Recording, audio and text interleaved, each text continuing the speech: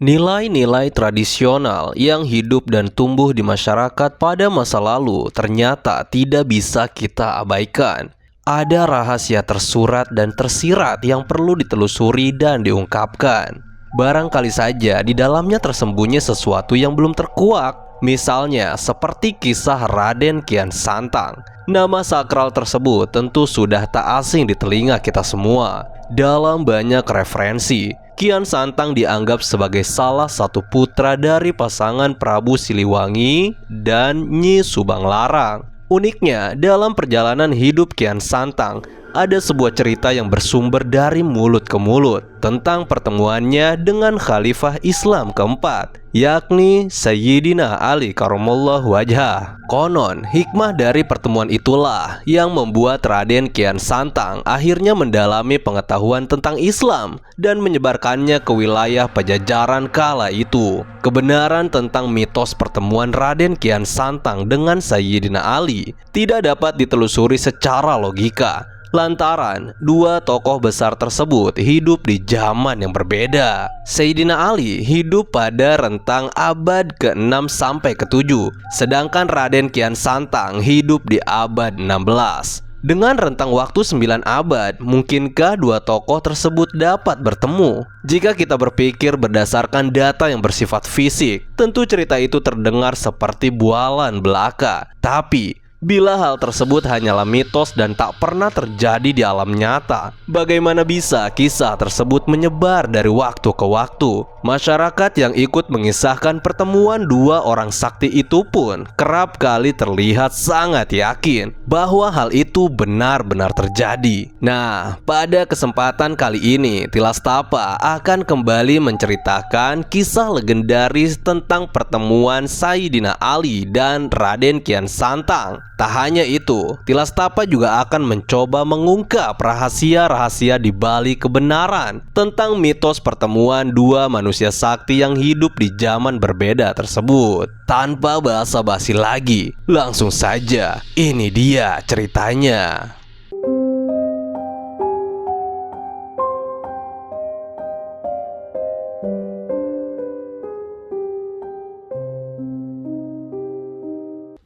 Kisah tentang Kian Santang ini akan kita mulai dari sejarah para leluhurnya yang merupakan para tokoh-tokoh sakral dalam kerajaan Sunda Pajajaran. Salah satu masa keemasan Pajajaran terjadi di era Sri Baduga Maharaja atau dikenal dengan gelar Prabu Siliwangi. Secara bahasa, Siliwangi berasal dari istilah dalam bahasa Sunda, yakni silih dan wangi, yang berarti pengganti atau penerus Raja Wangi atau Prabu Wangi. Raja Wangi berarti seorang raja yang memiliki nama yang harum. Prabu Wangi sendiri adalah raja Pajajaran sebelumnya, yakni Niskala Wastu Kencana, yang tak lain adalah kakek dari Sri Baduga Maharaja. Jadi bisa disebut gelar Prabu Siliwangi ini muncul karena Sri Baduga Maharaja meneruskan tahta sang kakek. Tapi uniknya, ada pendapat lain yang menyebutkan bahwa Prabu Siliwangi yang sohor namanya itu sebenarnya bukan Sri Baduga Maharaja. Sejarah versi lain ini menganggap bahwa awalnya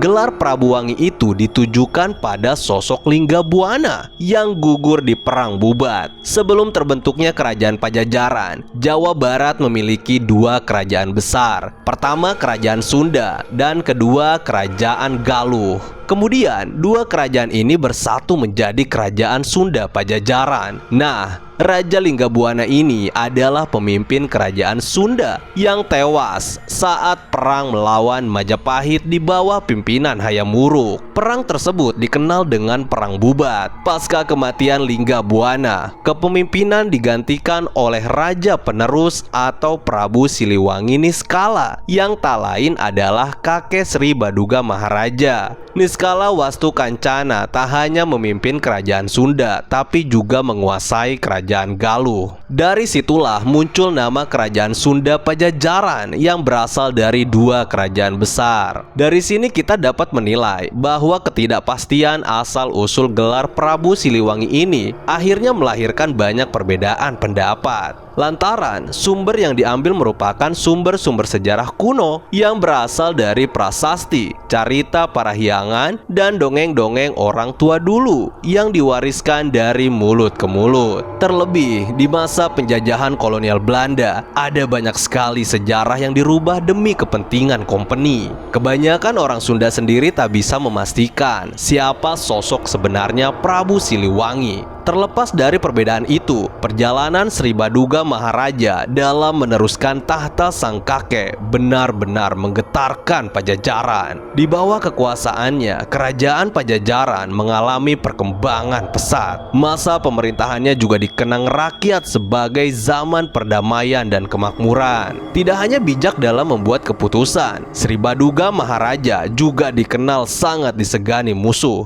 Lantaran konon raja bergelar Prabu Siliwangi itu memiliki ilmu kanuragan tingkat tinggi dan memiliki khodam gaib berwujud harimau putih. Dari carita parahyangan juga disebutkan bahwa saat itu banyak rakyatnya yang beralih memeluk Islam. Sebagaimana kita ketahui kalau Pajajaran ini adalah kerajaan bercorak Hindu, tapi disinilah kebijaksanaan seorang Prabu Siliwangi terlihat. Ia tak mempermasalahkan soal keyakinan yang dipeluk rakyatnya. Penyebaran Islam di lingkungan Pajajaran sendiri tak terlepas dari kiprah sang putra bernama Raden Kian Santang. Jauh sebelum lahirnya Kian Santang, dikisahkan bahwa Sri Baduga muda naksir pada wanita bernama Subang Larang yang saat itu sedang mondok di pesantren Syekh Kuro. Syekh Kuro merupakan salah satu tokoh besar yang menyebarkan Islam di Jawa Barat kala itu. Singkat cerita, Syekh Kuro yang merupakan guru Subang Larang memberi syarat pada Sri Baduga agar memeluk Islam dan menyebarkannya di lingkungan kerajaan. Dari sini muncul catatan sejarah bahwa Prabu Siliwangi bersedia menjadi mu'alaf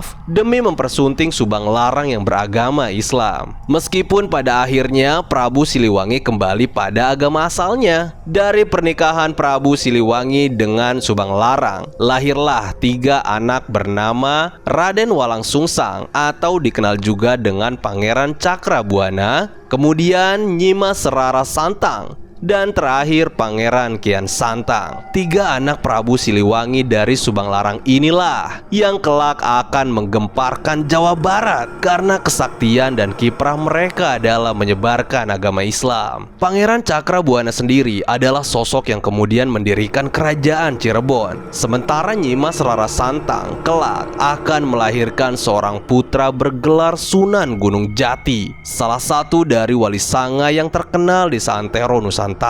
Bahkan tak sampai di situ. Seperti yang kita tahu kalau Sunan Gunung Jati adalah ayah kandung Sultan Hasanuddin Banten yang terkenal menyebarkan agama Islam di bumi para Jawara tersebut. Dengan menaklukkan Pucuk Umun lewat pertarungan sabung ayam di Gunung Karang, Sultan Hasanuddin Banten dapat menyebarkan agama Islam dengan sangat leluasa di bumi Jawara tersebut. Untuk yang belum menonton kisah pertarungan Sultan Hasanuddin melawan Pucuk Umun, kalian bisa lihat di konten Tilas Tapa berjudul Jalak Rarawe versus Saung Patok. Pada kisah itu, kita dapat membayangkan betapa saktinya keturunan Prabu Siliwangi tersebut. Ternyata, Kesultanan Banten memang memiliki terah yang kuat dengan Prabu Siliwangi. Adapun Raden Kian Santang adalah salah satu putra Prabu Siliwangi yang memiliki kesaktian ilmu kanuragan dan tak dapat ditandingi siapapun. Salah satu kisah paling sohor tentang Kian Santang adalah kabar tentang pertemuan Kian Santang dengan Khalifah keempat, yakni Sayyidina Ali Karamallahu Wajhah. Untuk yang belum tahu, gelar Karamallahu Wajhah yang melekat dengan nama Sayyidina Ali tersematkan karena keluhuran ada beliau yang selama hidupnya tak pernah melihat kemaluannya sendiri. Perlu diketahui bahwa ketiga anak Prabu Siliwangi yang disebutkan di atas semuanya beragama Islam.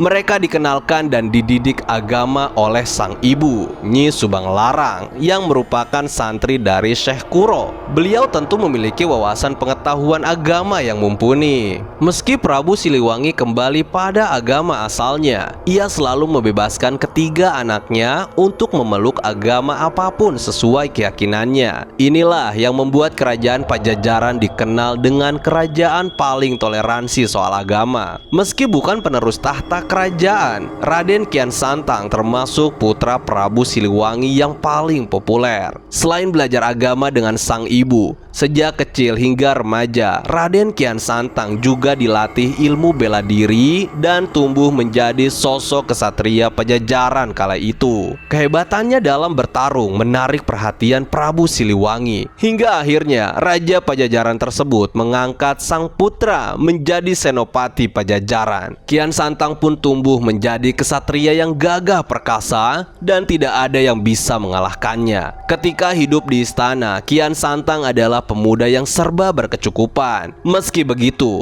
dia merasa kurang mengenal jati dirinya sendiri. Dia juga merasa jenuh karena tidak ada yang bisa mengalahkannya. Hingga suatu ketika, menurut cerita, Kian Santang mendatangi seorang peramal untuk mengetahui lawan tangguh yang dapat menandinginya. Peramal itu bilang, orang yang bisa menandinginya adalah Sayyidina Ali dari tanah Arab. Ali bin Abi Thalib sendiri adalah sahabat Nabi Muhammad yang hidup pada abad 6-7 Masehi. Tapi konon, Kian Santang dan Sayyidina Ali bertemu secara gaib. Untuk bertemu Sayyidina Ali, Kian Santang harus memenuhi dua syarat: melakukan semedi di ujung kulon dan mengganti namanya menjadi Galantrang Setra. Tempat persemedian Kian Santang di ujung kulon sendiri konon terletak di Goa Sanghyang Sirah. Goa tersebut berada di ujung Pulau Jawa. Itulah kenapa disebut Sanghyang Sirah, karena dalam bahasa Sunda, Sanghyang Sirah sendiri memiliki arti kepala Pulau Jawa. Saat ini, Goa Sanghyang Sirah sudah menjadi destinasi wisata ujung kulon. Tapi siapa sangka, di balik keindahan panoramanya, Sanghyang Sirah memiliki banyak kisah misteri yang berkembang di masyarakat. Penduduk di sana bahkan percaya kalau Sanghyang Sirah pernah dikunjungi Sayyidina Ali untuk menyerahkan mushaf Al-Quran.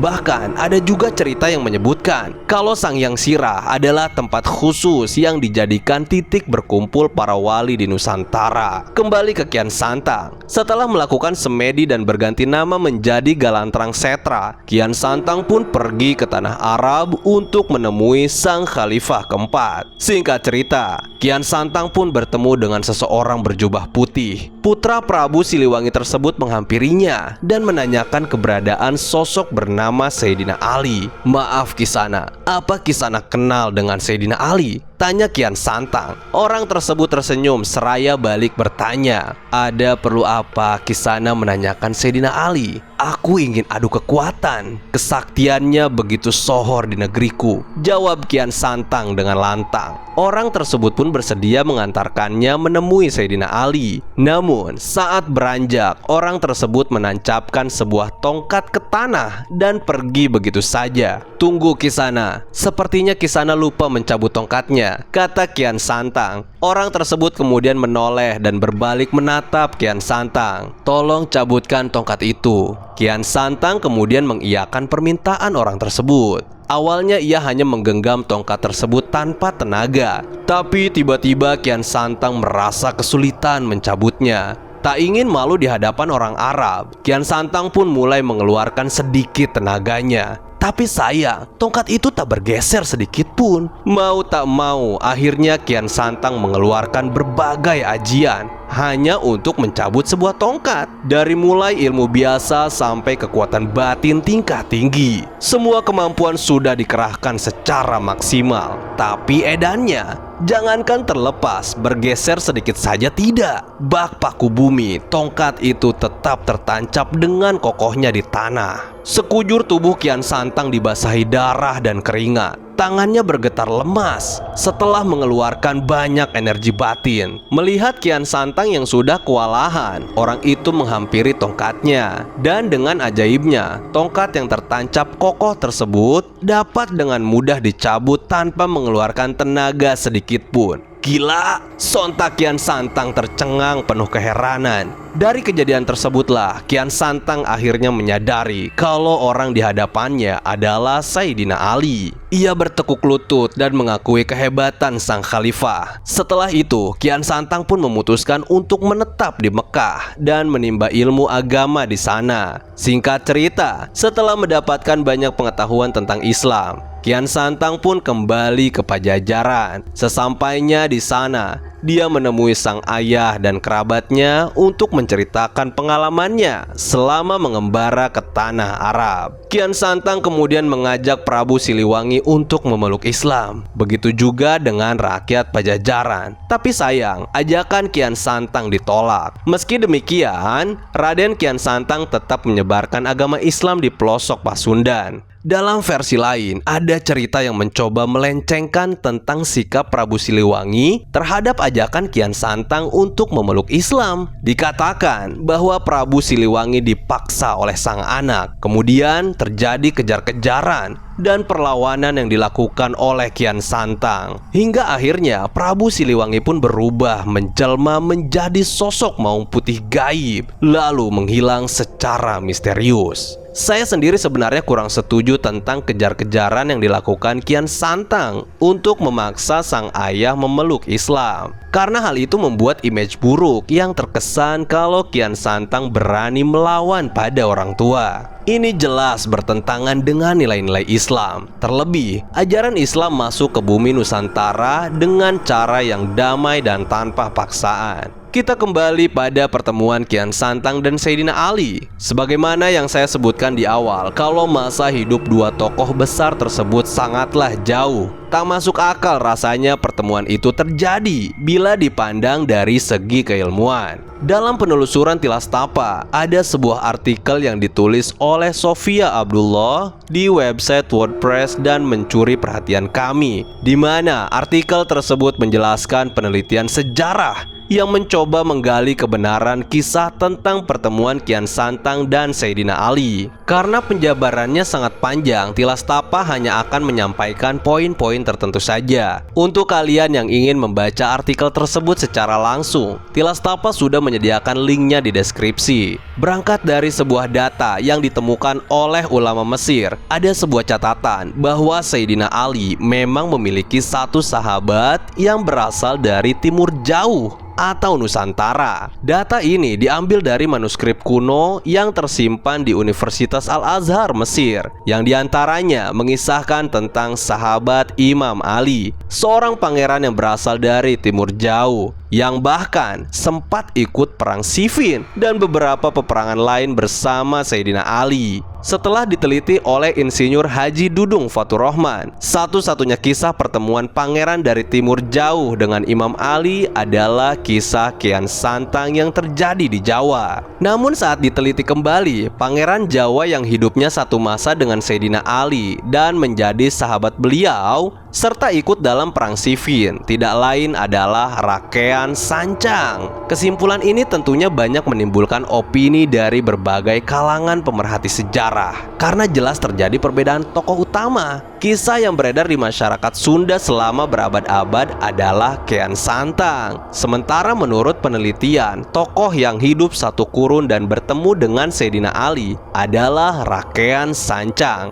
seorang pangeran Jawa kala itu. Lalu mana yang benar? Rakean Sancang atau Kian Santang? Penelitian tentang sejarah Islam di Sunda berdasarkan naskah-naskah kuno, situs purbakala, mitos, legenda, kisah turun-temurun, naskah silsilah, kajian ilmu antropologi, filologi, dan arkeologi, akhirnya mengkerucutkan beberapa bukti tentang siapa sebenarnya sosok yang pernah berguru dengan Sayyidina Ali. Pertama, terdapat beberapa sumber tertulis berupa naskah kuno yang menjadi rujukan data. Dua diantaranya didapat dari naskah Wangsakerta dan naskah Carita Purwaka Caruban Nagari yang mengatakan bahwa Kian Santang adalah putra Prabu Siliwangi yang hidup sekitar abad 14 sampai 15 Masehi. Sementara fakta sejarah membuktikan pada kita bahwa Sayyidina Ali hidup pada abad 6 sampai 7 Masehi,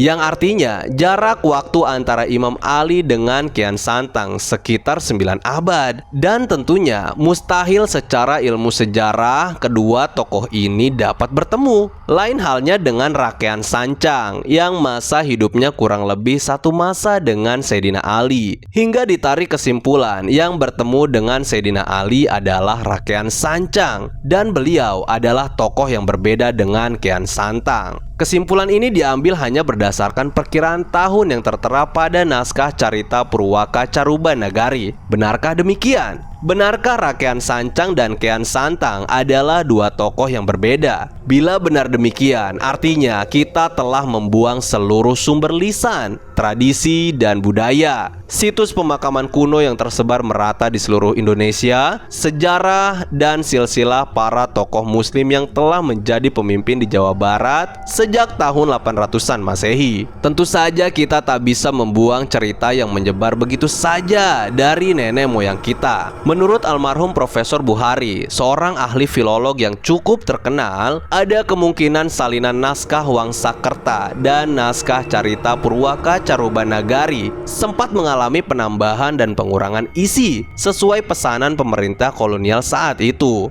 Berdasarkan peninggalan bangunan, silsilah, dan kisah-kisah pada naskah kuno seperti Babad, Cariosan, dan sebagainya, diketahui bahwa Prabu Siliwangi pun sebenarnya hanyalah sebuah gelar yang digunakan untuk menyebut para penguasa yang adil di Nusantara dari masa ke masa, dari zaman Nabi Nuh alaihissalam hingga Prabu Siliwangi terakhir sebelum era kolonial yang mencapai puncak kejayaan pada abad 14 sampai 15 Masehi. Dan inilah Prabu Siliwangi yang umumnya diketahui masyarakat saat ini, yaitu Sri Baduga Maharaja. Selanjutnya, tentang asal-usul Kian Santang bisa dilihat melalui nama. Sebenarnya, Kian Santang adalah sebutan dan bukan nama. Kata Kian atau Kean awalnya berasal dari kata Rakrian yang diambil dari bahasa Sangsekerta yang artinya pangeran atau pemimpin. Seiring dengan perubahan zaman, perpindahan kisah dari generasi ke generasi, kata Rakrian berubah menjadi kata Rakean. Dari Rakean kemudian menjadi Kean, Kean, dan Kian. Dalam ilmu filologi, perubahan kata adalah hal yang umum terjadi. Kasus kata Rakrian sama seperti yang terjadi pada kata Raden yang berasal dari kata Rahadian yang berarti pemimpin agama atau wilayah. Setelah kedatangan kaum muslim yang hijrah dari Arab dan Persia sekitar tahun 600 sampai 800-an Masehi, masuklah unsur Arab ke dalam kata Rahadian menjadi Rodin yang artinya kurang lebih sama, yaitu pemimpin agama. Kata Rodin kemudian berubah menjadi Raden. Dari perjalanan kata Rakean menjadi Kian dan Rahadian menjadi Raden saja membutuhkan waktu sampai ratusan tahun. Hal yang sama pun terjadi dengan kata Sancang. Seiring dengan perubahan dialek dan pengaruh yang lain dalam kisah turun-temurun, kata Sancang akhirnya berubah menjadi kata Santang. Sancang adalah nama kota kuno di Jawa Barat yang lokasinya saat ini masih dapat kita kunjungi di Hutan Sancang, Garut Selatan.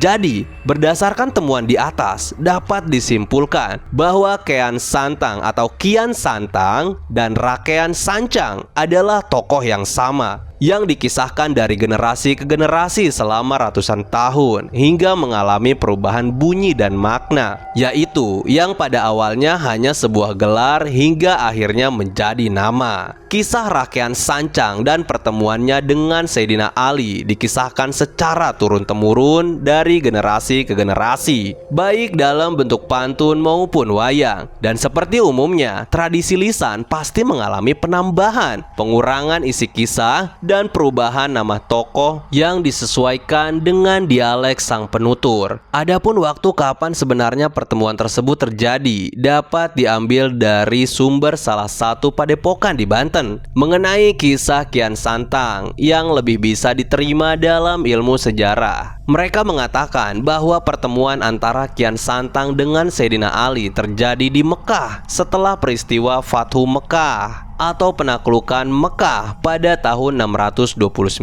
Masehi. Pertemuan ini memang disengaja karena diperintah dari sang ayah, yakni Prabu Siliwangi, agar putranya mencari guru yang ilmunya mumpuni. Kisah Prabu Siliwangi yang berperang melawan anaknya sendiri, atau Prabu Siliwangi yang berubah menjadi maung setelah kalah berperang dengan putranya, sebenarnya tidak pernah ada. Kisah-kisah tersebut hanyalah penambahan-penambahan yang dipaksakan dengan tujuan merusak data sejarah hingga tidak layak lagi dijadikan sumber. Karena berdasarkan sumber dari Banten tadi, Prabu Siliwangilah yang justru memerintahkan putranya untuk berguru ke Imam Ali di Mekah. Dari sini dapat diambil benang merah bahwa pertemuan Sayyidina Ali dengan Kian Santang atau Rakean Sancang memang pernah terjadi. Namun sekali lagi, baik Kian Santang ataupun Rakean Sancang adalah sebuah gelar dan bukan nama asli. Wallahu a'lam bishawab. Terlepas dari banyaknya versi cerita tentang pertemuan dua tokoh besar tersebut, kita masih bisa mengambil banyak hikmah bahwa para leluhur kita ternyata tak main-main mencari kebenaran dalam ilmu pengetahuan Islam. Ini terbukti bagaimana salah satu dari leluhur kita, yakni Rakean Sancang, rela berguru langsung ke negeri para nabi, tepatnya pada Sayyidina Ali yang bergelar Babul Ilmi atau pintunya ilmu. Demikian kisah Tilas Tapa kali ini. Jangan lupa untuk like, share, komen, dan subscribe channel ini ya. Terima kasih sudah menonton. Salam Tilas Tapa.